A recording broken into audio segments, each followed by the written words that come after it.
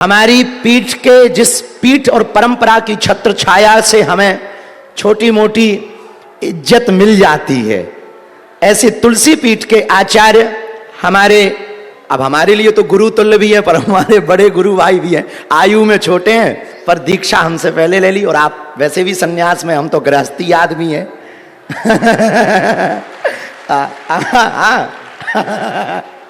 आज बल्कि महाराज जी कह रहे थे तुम्हारा कान पड़वा रहे हैं। हमने कहा बाढ़ में गया, अब बाबा बनाना ही है तो कान का पड़वा नागा ही बना दो।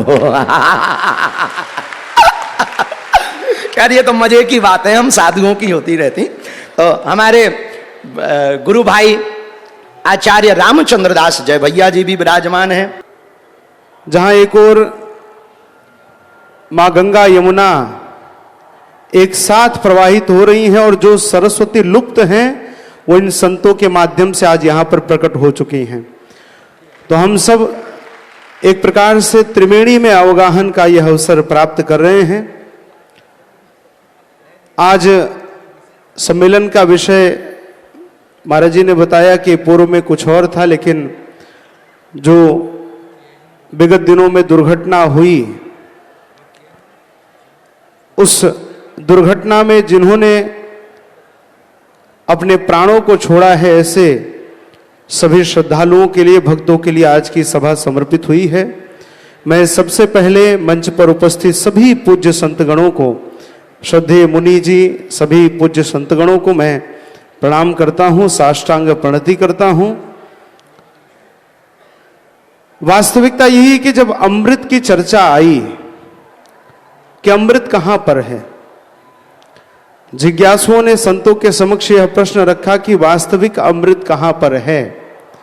क्योंकि ये जो सामान्य अमृत है वो तो देवता पीने के बाद भी पतित होते हैं, क्षीणे पुण्य मर्त्य लोकम विशन्ति। देवता भी अमृत पीने के बाद पतित होते हैं। तो वहां पर समाधान दिया कि अब्धौ विधौ बधुमुखे फणिनाम निवासे स्वर्गे सुधा इति मुधा कवयो वदंती। अब्धौ अर्थात सागर में अमृत है।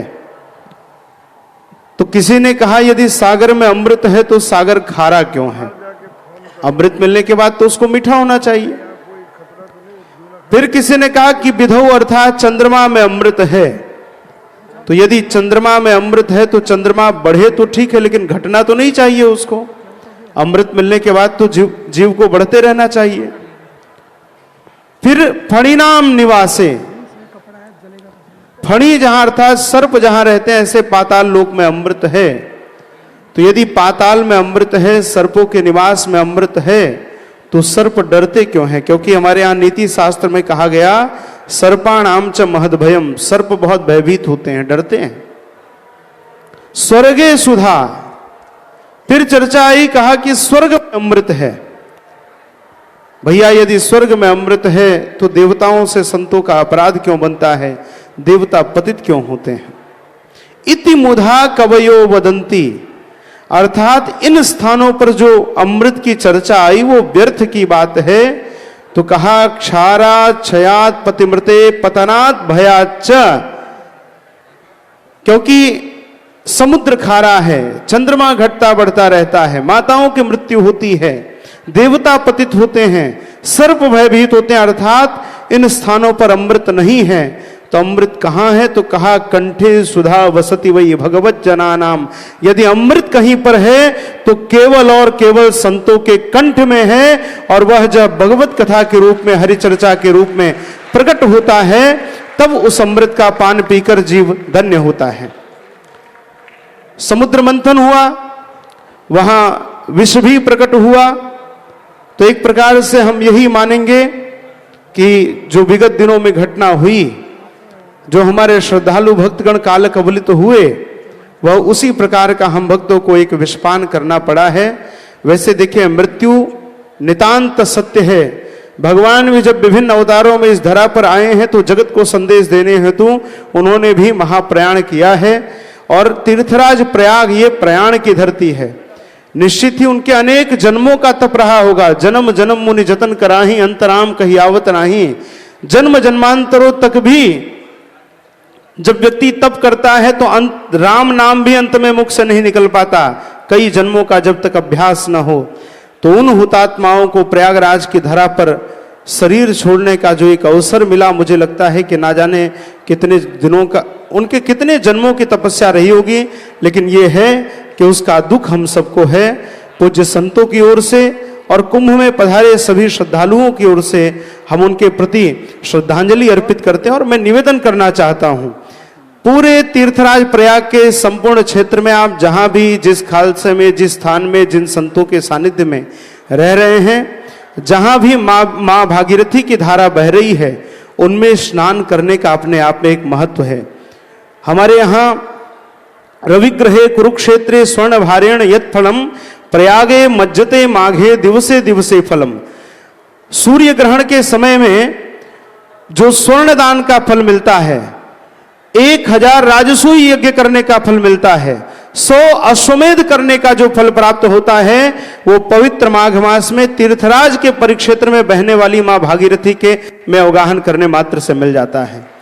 तो ऐसा भाव हमें नहीं रखना चाहिए कि हमें त्रिवेणी तक ही पहुंचना है। हमारे यहां तो चर्चा ही महाराज जी, गंगा गंगेत यो ब्रूयात योजना नाम सतैरपि, 100 योजन दूर अर्थात 300 किलोमीटर दूर से भी जो गंगा गंगा कह देता है, उसकी मुक्ति वहीं पर तय हो जाती है। तो महाराज ऐसी ममतामयी मां भागीरथी है। प्रशासन जिस प्रकार का हमें निर्देश दे, जैसी व्यवस्था हो, उस व्यवस्थाओं का हमें पालन करना है। अभी 3 तारीख को बसंत पंचमी का स्नान है, पौष पूर्णिमा का स्नान करेंगे, महाशिवरात्रि का स्नान करेंगे। तो हम सब एक अनुशासन, पूरी दुनिया में ये पूरी दुनिया का सबसे बड़ा धार्मिक और सांस्कृतिक महापर्व है। अभी मैं फोन में पढ़ रहा था कि दुनिया का सबसे बड़ा जनपद, सबसे बड़ी आबादी वाला जनपद महाकुंभ बन चुका है। तो मैं आप सबसे यह आग्रह करता हूं पूज्य संतों के माध्यम से कि आप तीर्थराज प्रयाग में आए हैं, आप बड़भागी हैं। पूरी दुनिया जहां आने को तरस रही है, आप उस मां भागीरथी की रेणुका में आ चुके हैं, तो आने मात्र से हमारा कल्याण हो चुका है। फिर प्रशासन जैसी व्यवस्था बनाए, पूज्य संतों का जैसा निर्देश हो, उन निर्देशों में, उस अनुशासन में हम सबको रहना है। जो भी आए हैं उन सबको स्वस्थ होकर जाना है, क्योंकि अभी हमने केवल राम मंदिर को बनते देखा है, अभी कृष्ण जन्मभूमि को भी देखना है, बाबा विश्वनाथ को भी दिव्य भव्य बनते हुए देखना है। अभी नंदी बाबा जिस आशा की साथ ज्ञानवापी की ओर निहार रहे हैं, उस ज्ञानवापी की ओर भी दिव्य भव्य विश्वनाथ जी का विस्तार करना है। बहुत सारे कार्य भी हम सबको करने हैं। इस नाते प्रत्येक हिंदू का एक एक बालक का स्वस्थ होकर, सुरक्षित होकर कुंभ से जाना आवश्यक है। आप सब अपना, अपने परिजनों का ध्यान रखें, और विशेष करके जो आपके परिचित आने वाले हैं, उन सब से आग्रह करें कि स्नान पर्वों में कोई भी यहां पर ना आए। बाकी समयों में यहां पर थोड़ी भीड़ कम रहती है, व्यवस्था भी रहती है, तो आप सब उनसे आग्रह करें कि स्नान पर्वों में आने का आग्रह न रखें। आज पूज्य संतों के समक्ष अपने भाव प्रकट करने का एक अवसर मिला, मैं आभारी हूं। पूज्य मुनि जी के चरणों में साष्टांग प्रणाम करते हुए, और इस समय पूरे सनातन धर्म में बब्बर शेर की तरह जो दहाड़ रहा है, ऐसा मेरा भाई यहां पर धीरेन्द्र कृष्ण शास्त्री जी यहां पर उपस्थित हैं। पूरी दुनिया में जो डंका इन्होंने बजा रखा है, हमें लगता है कि सनातन धर्म को एक ऐसे संघ की आवश्यकता थी। आज एक दहाड़ से पूरी दुनिया में एक सनातन का जो संदेश जा रहा है, वो अद्भुत है। और ज्यादा तो क्या कहें, हमारी इनकी बहुत अंतरंग बातें हैं जो सामने नहीं कही जा सकती। हमारा इनका प्रेम थोड़ा अलग वाला है।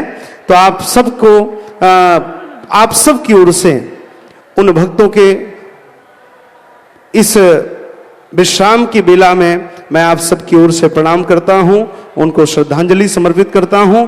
पुनः संतों के युगल पाद पद्मों में प्रणाम करते हुए अपनी वाणी को विश्राम देता हूं। जय श्री राम। बहुत बहुत साधुवाद पूज्य आचार्य रामचंद्र दास महाराज जी का। अब मैं किसी प्रकार की भूमिका के बिना इसी भूमि पर जिनने यह दिव्य संकल्प और जिनकी संकल्प सिद्धि का प्रमाण है कि हम सभी इस मंच पर हैं, एक बार मैं निवेदन करूंगा परम पूज्य चिदानंद मुनि सरस्वती जी महाराज से कि आप भी अपना आशीर्वाद प्रदान करें। एक बार जोरदार तालियां होनी चाहिए उनके लिए। 2 शब्द महाराज जी।